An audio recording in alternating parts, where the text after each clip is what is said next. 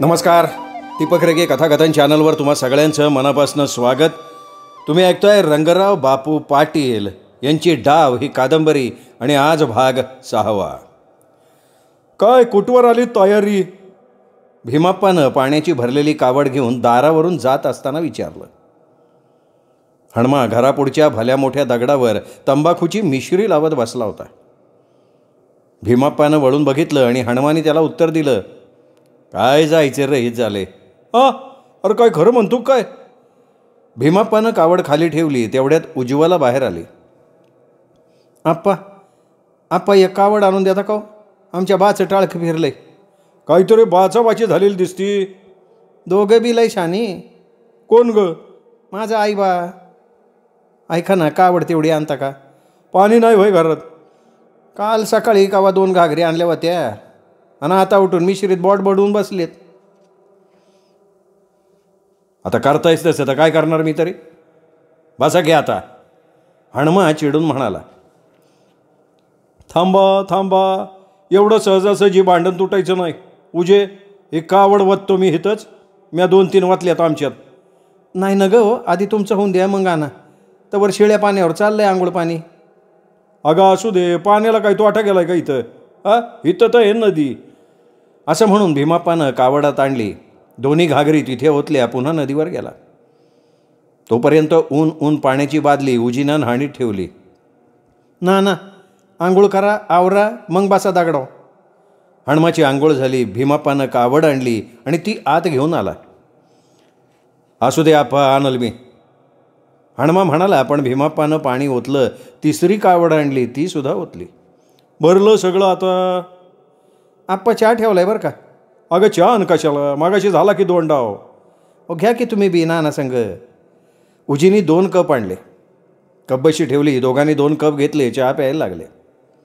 काय ग, कॅन्सल का झालं? विचार की तिलाच, तुझ्या वहिनीला. काय वहिनी, का असं करतोय? कुठं काय? नाही मुंबईला जायचं राहीत. म्या कुठं नाही म्हणलं, जाऊ देत की. पुरीच्या नांदण्यापेक्षा आमचं काय महत्त्वाचं आहे? ठरलंय त्याप्रमाणे जाऊ दे. तरणी पोरगी कुठं ठेवता घरात? उद्या आणि काय झालं ते हे गाव काय शानं हवं? काय रे हनुमा, राती काय झालं ते विचार की. का डोसकं फिरलं होतं? बरं ती भानगड जाऊ दे वहिनी. तुमचं आणि काय असेल तर सांगा. का तुम्ही दोघं जाता? नाही बाय, आम्हाला नाही गाडी सोसत, लय हाल होत्यात. इथं इस्लामपूरला जायचं म्हणलं मोटारीनं तरी अंगाव काटा उभा राहतोय. आणि मुंबई पतूर जायचं तर मी जगन का? बरं हनुमा, लागा तयारीला. आता लय विचार करत बसू नका. उद्याच्या मिरज मुंबई गाडीनं जावा. भीमाप्पा उठला. नदीच्या दिशेनं चालायला लागला. अजून त्याच्या घरी त्याला 1 कावड ओतायची होती. बरं मी जाऊन येऊ नव का? सकाळची भाकरी खाऊन होताच हणमानं बायकोला विचारलं. जावा की मग. हे नवं, मीराबाईकडे जाऊ का नको? काही एकटाच जाऊ? दुसरं माणूस नाही का कुणी? हे बघ, रात्री याच्यावर चर्चा झाली. गावातला दुसरा तसा कोणच नाही. ही बाई जरा बोलकी आहे आणि जरा यालमाडी बी आहे. अंगारा फेंगारा मंत्रून घेईल. तिचा लय गुण येतो बघ. तिथं खोलीत अंगारा फुकेल जाव याच्या. आणि काय एखादा मतीर फुकला तर चांगलंच. शिवाय बोलायला टाचे. बोलून चालून आपल्या जावयाला ती आधी वश करल. आपल्याला काय, आपलं काम झालं म्हणजे झालं. पण गाव काय म्हणेन? गावाला कळूच द्यायचं नाही, गपचूप जायचं. तसं आपल्याला काय वाटून घ्यायचं काम नाही. आपल्या पोरीसाठी हे सगळं चाललंय आपलं. बरं मग आवरा, जावा, तिला बी सांगून या. लय उशीर बसू नका, तुम्हाला बी तयारी करायची. आवरा तुमचं. आलोच 2 तासात. 2 तास? अगं गेल्या लगेच पळून येता येते वे. तिची आणखीन मनधरणी करायला लागणार. ती काय मुंबईला यायला हापापली का? बरं जसं तुम्हाला कळेल तसं करा, पण लवकर या म्हणजे झालं. मी कशाला बसतोय तिथं? काम झालं का? मागं आलोच मी. हणमानं पायात चप्पल घातली, डोईला टोपी घातली आणि निघाला. बायको उगीचच त्याच्या दूर जाणाऱ्या आकृतीकडे पाहत होती. अर्ध्या तासात तो मीराच्या मळ्यात पोहोचला. त्याला बघून छपराच्या सावलीत अंगाचं मुटकुळं करून झोपलेलं कुत्रं उठलं आणि भुंकायला लागलं.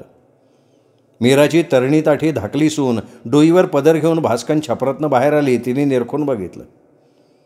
वाडीतला हणमा मळ्याकडे आलेला तिने ओळखला. आहेत का सासूबाई? आहेत की, या की आत. मीराच्या सुनेनं त्याला बसायला टाकलं. गेली कुठं सगळी? आहेत आंब्याखाली हळदीचा गड्ड नीट करायला लागली. सगळी? वय आणते बोलून, बसा. मीराशी एकांतपणे हणमाला बोलायचं होतं म्हणून तो तिथेच बसला. थोड्याच वेळात मीरा झटाझटा पावलं उचलत आली. अंगावर एक फाटकं जुनेर होतं. ती छपरात आली आणि एकदा म्हणली, काय रे हणमा दुपारचा? कामच लागलं ना तसं. बरं कसं कसं झालं? कशाचं? त्या तुझ्या मधल्या कामाचं. अजून निम्म्यात घोंगडा अडकलाय. तिने मग तांब्याभर पाणी घेऊन तिथे जवळच असलेल्या न्हाणीत हातपाय धुतले. बरं काम काय काढलं? का तवाचंच? वय की. तिनं पदरानं हात पुसले आणि चुलीला पेटवण घालायला लागली. काय करती? काय नाही, चहा बी नको बरं का आपल्याला. मग काय दारू पाहिजे का? ती बी सुई आहे आपल्याकडं. आकारामानं नवीन धंदा सुरू केला आहे. चिक्कार माणसं येतात, रानातनं जातात. कोण घराकडं रानात आल्यावर भी पित्यात. मी त्यातलं आहे का मीराबाई? नाही आपलं सांगितलं रे, काय चिडलाग काय? तुझ्यावर चिडून आणि काय करणार? बरं मला सांग काय भानगड? सांगतो, नीट लक्ष देऊन ऐक म्हणजे झालं. सांग. आधी तुझी धांदल संपू दे, मग आपण नेत्रस्वानी बोलू. बरं बाबा, जशी तुझी मर्जी. आणि मग मीरानं चुलीला धडका जाळ लावला. चहा ठेवला. ती झटकन उठली. बरं आता आवर की. तो हक्कानं बोलला. चांगलं बायकोला बोलल्यागत बोलतोय की. मग आता बायको व्हायची कशात राहिली तू? मग टाकूया का तांदूळ? हा टाकू की. ती फतकल मारून पाटावर बसली. अरा इतका चहा? अरे तिकडं बी केला आहे त्यासनी. आंब्याखाली सगळी बसली ती गड्ड निवडत. तिने चहाला उकळी आणली. चमचा 2-3 वेळा त्यात बुडवला आणि कब्बशा खाली घेऊन तिने 2 कप चहा गाळला. आणि मला एक दिला, आपण एक घेतला. दोघांनीही निवांत चहा घेतला. चहा घेता घेता हणमाला ती रात्र आठवली. मीरालाही ती रात्र आठवत असेल का ह्या विचारात तो गढून गेला. चहा पिऊन झाला आणि चटकन ती बाहेर गेली आणि धाकट्या सुनेला हाक मारली. तीही आंब्याखाली गड्ड निवडत तिथंच बसली होती. पुन्हा ती आत आली. थोड्या वेळानं सून आली. तिने चहाचं भांडं घेतलं. अगं बाया फडकं घे, हात भाजन. सुनेनी फडकं घेतलं. एका तळहातात ठेवलं. त्यावर चहाचा तांब्या ठेवला आणि ती पुन्हा बाहेर पडली. तसा मीरानं विषय काढला. हां आता बोल. झालं का तुझं समज? झालं. 2 दिवस तुला सवड गावल का? म्हणजे कशासाठी म्हणतोय तू? गावाला एका जायचे. कोण कोण? तू आणि मी. मीरा जरा विचारात पडली. तिला काही समजेना. ती खरं म्हणजे हणमाच्या सहवासाला हापापली होती, पण तिने मुद्दामच जरा वेळ पांघरलं. अरे कामाची घाई उसळली र. जायचंय कावा? उद्या. नाही बा, नाही जमायचं. नाही सवड. आम्ही मात्र तुमच्यासाठी सवड काढावी आणि बायकोचं नाही नाही ते बोलून बी घ्यावं. अरे ते खरं आहे, पण जायचं आहे कुणीकडं? किती दिवस लागतील? ममाईला जायला 1 दिवस, यायला 1 दिवस, तिथंही 1 दिवस, 3 दिवस दर की. नाही जमणार बाबा, हळद लावायची रानात. आता हळद काय तू लावती काय?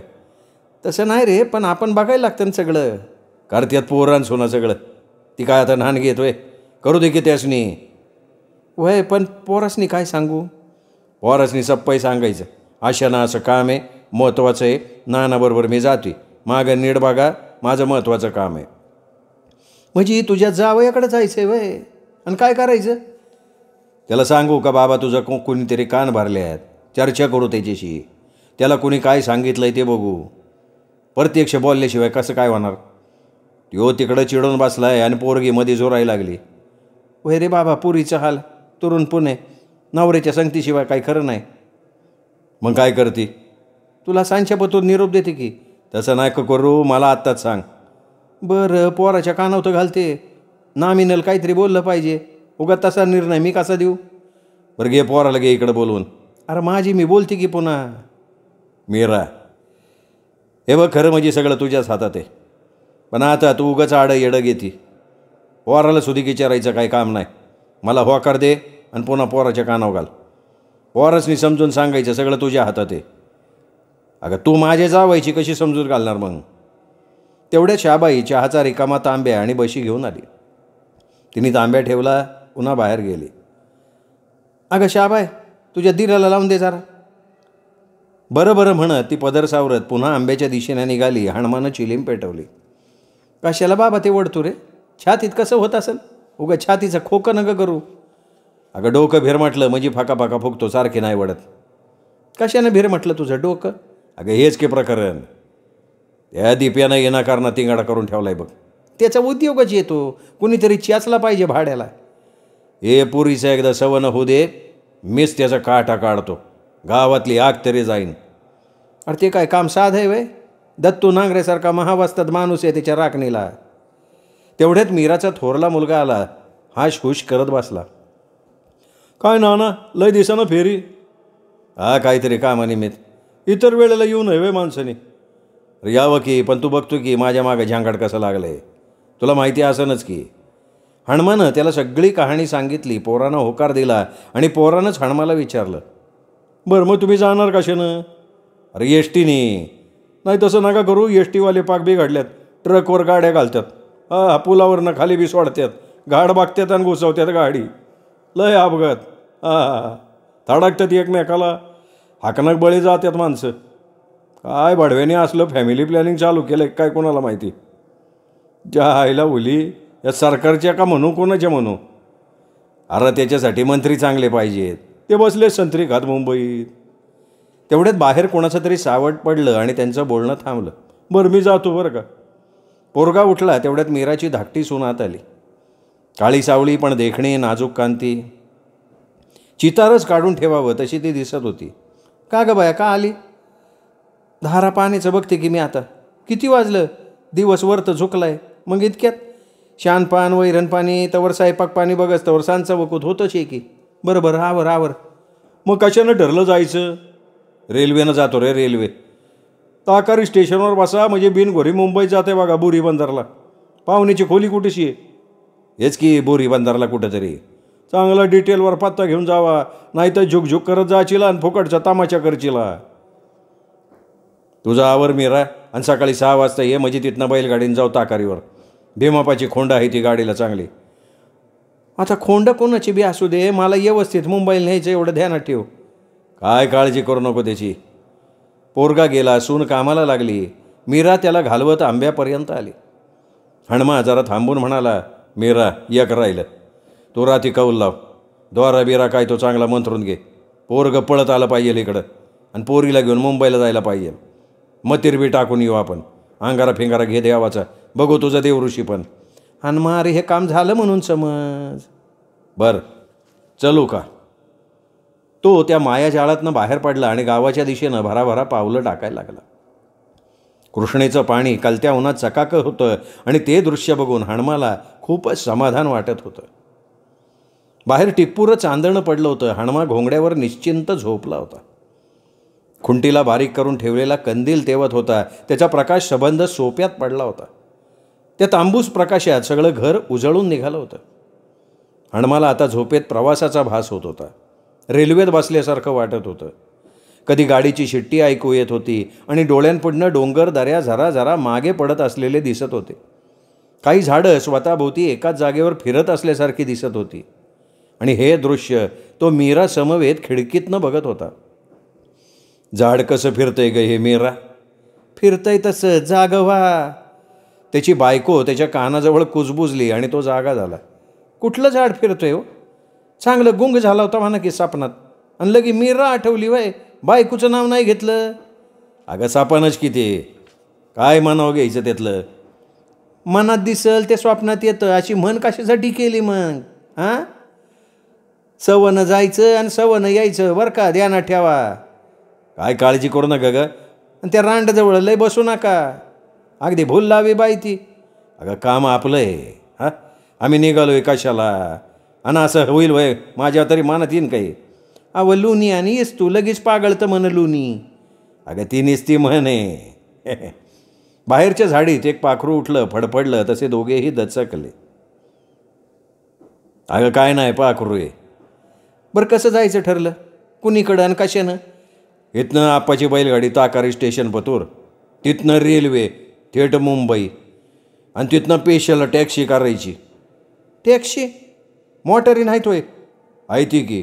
हां, त्या सटवीला घेऊन फिरा टॅक्सीतनं. अगं दुसऱ्या मोटारीनं जाऊन उपयोग काय? तसल्या मोटारीत तुम्हाला मजा नाही यायची, खरं आहे का नाही? अगं माझं ऐक, काय सांगू नका आम्हाला. अगं टॅक्सीवाल्याला पत्ता दावायचा म्हणजे तो बरोबर आपल्याला पाहिजे त्या ठिकाणी सोडतो, म्हणून टॅक्सी करायची. आम्ही काय फिरायला चाललो का तिथं? मला कावा नेऊ नका असं मुंबईला. चल की, उद्या येते का? चला. स्टेशनवरनं मागं यायला लागल. का? तिथं काय कळतंय, टॅक्सीवाला आहे की. अगं ते फसवत्यात टॅक्सीवाले, उगं लांबणं फिरवत्यात आणि माणूस जरा भित्रा दिसला का त्याला लोबाडत्यात, रस्त्यावर देतात सोडून. लय भानगडी त्या मुंबईत, मावाली तर सगळ्या ठिकाणी. मग त्या मीराला कसं नेतो? अगं ती बाई बनेले पक्की आहे, बरेच वेळेला मुंबईला जाऊन आली. तिचा आवाज बेखाडा आहे, बोलूनच घाबरवती माणसाला. पोलीस खात्यात असली बाई पाहिजे, म्हणजे चोरी करणाऱ्या बाया पाक पकडल्या असत्या. बा झालं कौतिक, ग बसा. जाऊ नको का तिच्या संगट? जावा जावा जावा, पण जरा भानगडीची बाई आहे म्हणून तुम्हाला सुचवती मी. आणि मागं तुम्ही तिच्या नादाला बी लागला होता म्हण. कोण म्हणतं? मला हाय माहिती सगळं, मी मुद्दाम कधी बोलले नाही, आज बोलती. अगं त्या वेळेला झालंच तसं, आणि परत तिलाच घेऊन निघाला वय. अगं तिच्या बिगर काही खरं नाही. तिला नेली तर आपलं काम होणार. आपण असं प्यासात गावलो म्हणून तिला नेतोय. पण जरा जपून, आपलं काम भलं आपण बरं, नाही तर ती सटवी काय नाही करत ग ती. मी कशाला तिला थारा देतोय? अहो काहीतरी देवऋषीपाना करून तुम्हालाच कायमचं बंदिश करून टाकल. असल्या बायका असतात त्या दुसऱ्याच्या संसाराचं वाटोळं करणाऱ्या. नाही तर करायला जावा एक आणि व्हायचं भलतंच. नाही म्हणून सांगितलं ना तुला. पण तुम्हाला सुचवलं मी, काय चूक झाली का माझी? नाही हो, नाही चूक नाही करणार मी फक्त सुचवलं आहे तुम्हाला. बरं आता काय सगळं सांगत बसत नाही. सरळ जायचं, सवनं जायचं, धांदल गडबड करायची नाही. रेल्वेत नीट बसायचं, नीट उतरायचं आणि तिच्यापासून लांब राहायचं. आपण कशाला आलो आहे हे ध्यानात ठेवायचं आणि ते काम पक्कं करायचं. अगं ते काम होणारच, खात्रीने सांगितलं आहे तिने, म्हणून तर मी आनंदात आहे. येणार का वा? 3 दिवसांनी. इतके दिवस? अगं तेवढे दिवस लागतातच बाई. मी शेवटचं सांगते, जपून जायचं आणि जपून यायचं. मी जाते आतमध्ये, आणि तुम्ही हिकडली काय काळजी करू नका. भीमाप्पा आहेत, आम्ही एकीला दोघी आहे घरात. तो भाड्या आला ना तर येळ्यानं हातच कचलतो त्याचं. त्या दिवशी मी पाहिजे होती घरात, एका घावात त्याचं दोन्ही हात तोडून टाकलं असतं. आणि ती उठली, पातळसारखं केलं, पदर नीट घेतला, दार उघडून आत गेली. पोरगी निरागस चेहऱ्यानं झोपलेली दिसत होती. हणमा उठला, कंदील चढवला, अंगणात गेला. आभाळ बघितलं आणि रात्र किती आहे याचा अंदाज घेतला, पुन्हा येऊन झोपला. पहाटेचा गार वारा सुटला होता. गावातलं एक एक कोंबडं बांग देऊ लागलं. ती बांग सोप्यात झोपलेल्या हणमाच्या कानावर आली. तो हळूच जागा झाला, उठून बसला, आळस दिला. झोप लागल्यासारखं वाटत नव्हतं आणि थोडा वेळ कलंडावं असंही वाटत होतं, म्हणून तो पुन्हा अंथरुणावर कलंडला. पांघरूण चापून घेतलं. तेवढ्यात हणमाची बायको उठून बाहेर आली. तिने आधी नवऱ्याला जागं केलं आणि मग तिने चुलीवर पाणी ठेवलं आंघोळीला. तेवढ्यात उज्ज्वलाही उठली, आईच्या मदतीला आली. कुकवाच्या लाल टिळ्यागत सूर्याचा लाल गोळा निळ्या वस्त्रावरनं वर सरकत आला आणि तोच दुसऱ्या बाजूनं मीरा झपाट्यानं येताना दिसली. ती हणमाच्या अंगणात येऊन उभी राहिली, नटून थटून आली होती. हणमाच्या बायकोची दृष्टी क्षणभर तिच्यावर स्थिरावली आणि उगीच तिच्या कपाळावर एक आठी उमटली. तरीही ती मीराला म्हणाली, ये की मीरा मामे. अगं आलीच की. काय पिशवीत काय घेतलंय? घेतलं आपलं काहीतरी. बरं झालं का? आज आलं जरा चहा मारू, तवर भीमाप्पा बी येतोय. तेव्हाच बैलाच्या गळ्यातले चाळ वाजले, त्याची गाडी मागणं आवाज आला. भीमाप्पा बी आला वाटतं. आणि अंगणात येऊन हणमानं घराच्या दक्षिण बाजूला बघितलं तर भीमाप्पाची गाडी. हे लागलीच, भीमाप्पाला बी एक कप चहा टाक. अहो सगळेचनी ठेवलाय, किती बी घ्या. भीमाप्पानं बैलाचं कासरं बावकाडाला गुंतवलं, खाली उडी टाकली, म्हणाला, काय आवरलं नाही वय अजून? आवरलं की, चहा पिऊन हाणू गाडी. ना आपल्याला काय नको, तुम्ही कोण घेणार असन तर घ्या. सगळ्यांनीच प्यायचं आहे, कोणी नाही मानायचं नाही. सगळ्यांचा चहा झाला. हणमानं 2 मोठ्या पिशव्या गाडीत ठेवल्या. मीराही गाडीत बसली. भीमाप्पानं चाबूक खांद्यावर टाकला आणि तोही आगलीवरनं गाडीत चढला. कासरं सोडलं तसं बैलाने गाडी पळवायला सुरुवात केली. हणमा आपल्या घराकडे तोंड करून बघत होता आणि मीरा एखाद्या नांदायला निघालेल्या बाईगत हात उंच करून हणमाच्या बायकोचा आणि उज्ज्वलाचा निरोप घेत होती.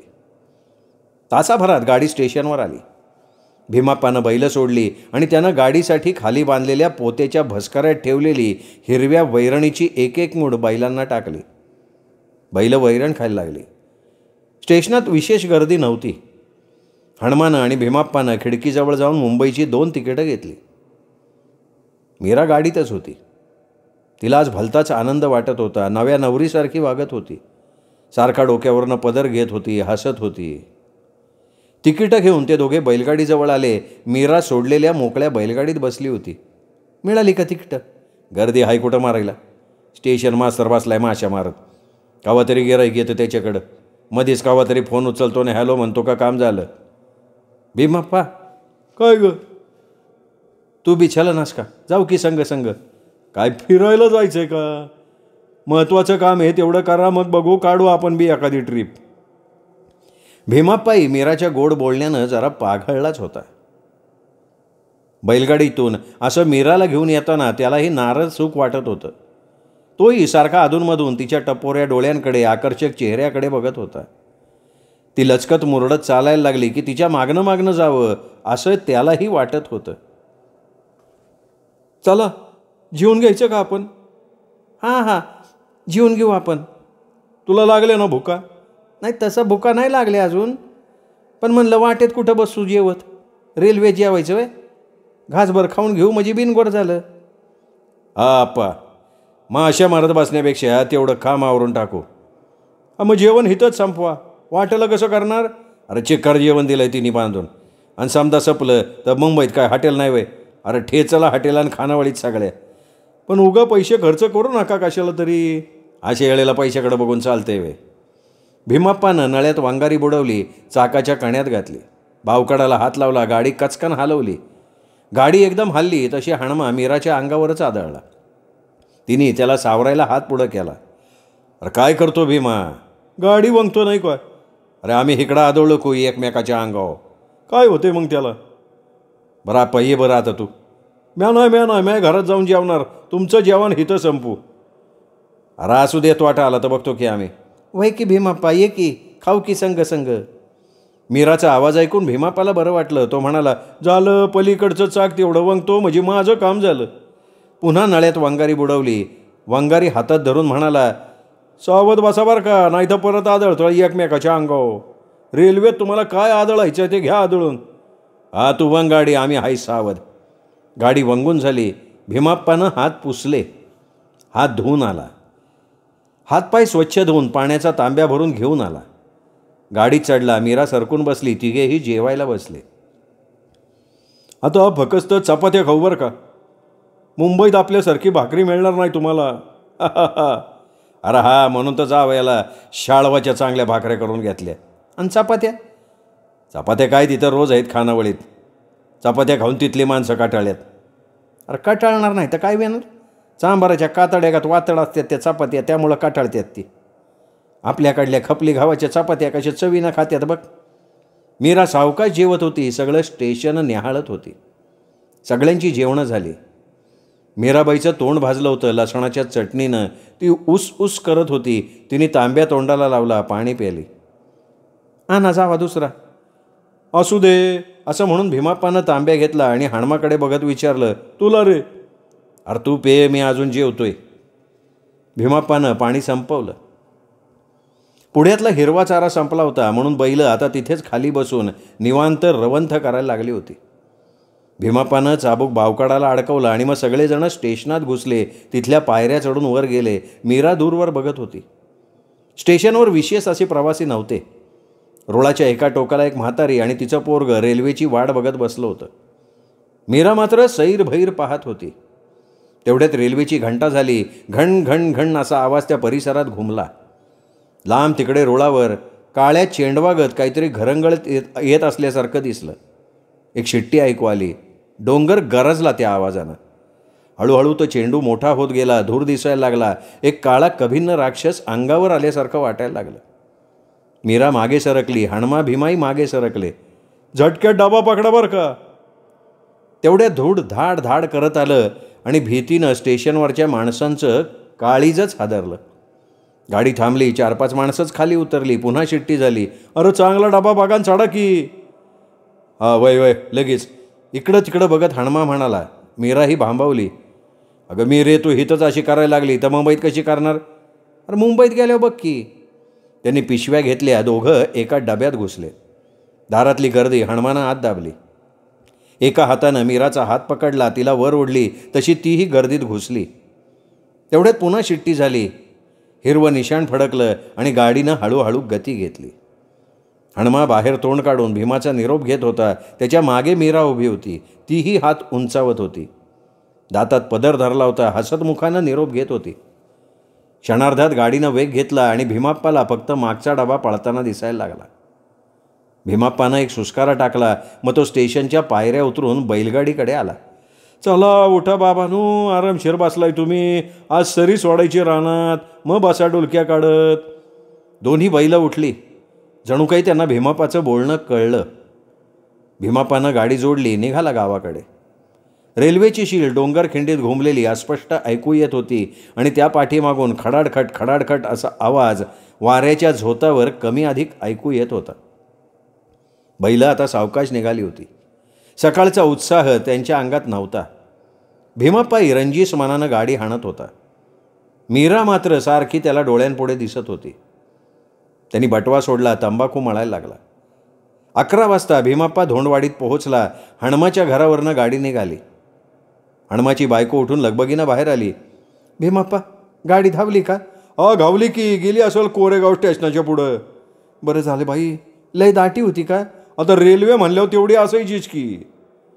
तो गाडी घेऊन पुढं गेला आणि जाताना मागे वळून म्हणाला, वहिनी, संध्याकाळी पोराला पाठवून देतो सुबडेला.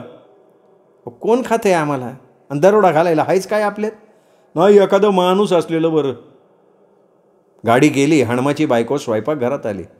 चल ये ग, आता जेवूया आपण दोघी बी. उज्ज्वला स्वयंपाकघरात आली. हनुमाला द्यायला केलेलं जेवणातलं जेवण तिने दोघींसाठी ठेवून घेतलं होतं. चपात्या, भजी केली होती. तेच तिने वाढूनही घेतलं. मित्रांनो, हा भाग इथेच संपला. पुढचा भाग उद्या. तोपर्यंत नमस्कार मित्र हो.